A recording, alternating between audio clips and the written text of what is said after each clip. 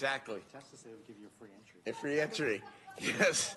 All right, let's do public testimony on items not on the agenda. Thank you, Mayor. I have 3 speakers, David Edwards, Elio Moreno, and then Robert Copeland.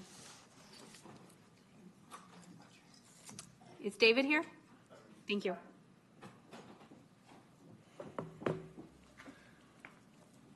That's good stuff. Sorry, 1 second here. Hello, my name is David Edwards, longtime resident of Sacramento. I love the city. I love this country. I'm happy to be here. I'm here to speak about an out-of-control human neural surveillance system, which is being used to harm Sacramento residents. This system is using the established and very real technology known as the microwave auditory effect. Frequencies are being used to torture and physically impair victims to the point they're committing suicide and are murdered or see themselves confined. I want to be crystal clear right now. A covert established technology called voice to skull is being used on citizens who are known as targeted individuals. These targeted individuals have criminals gang stalking them using this technology. This technology mimics the effects of schizophrenia.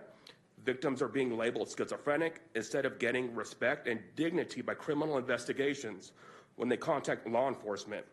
Organizations like Targeted Justice and SysTech, for example, are exposing this very technology. Too much for 2 minutes, but doctors and scientists are coming forward daily.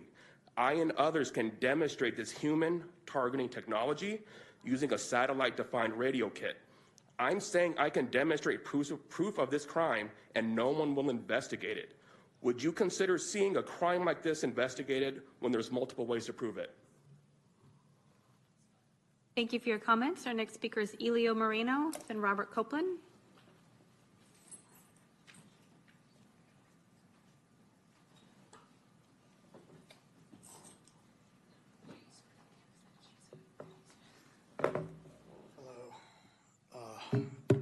Today I want to bring to light alarming technologies, same as my colleague.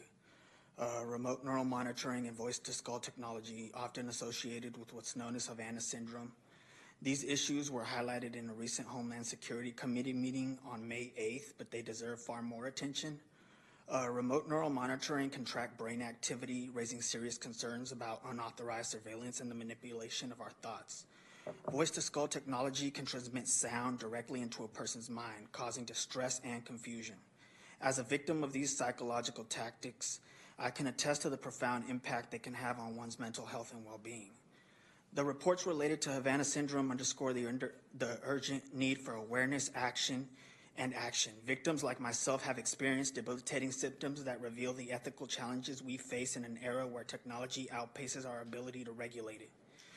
It's crucial that we start widespread conversation about these technologies. We need comprehensive guidelines to protect individuals from harm and ensure that these technologies are used ethically by promoting awareness, transparency, and accountability so that we can safeguard our future. Thank you. Thank you for your comment.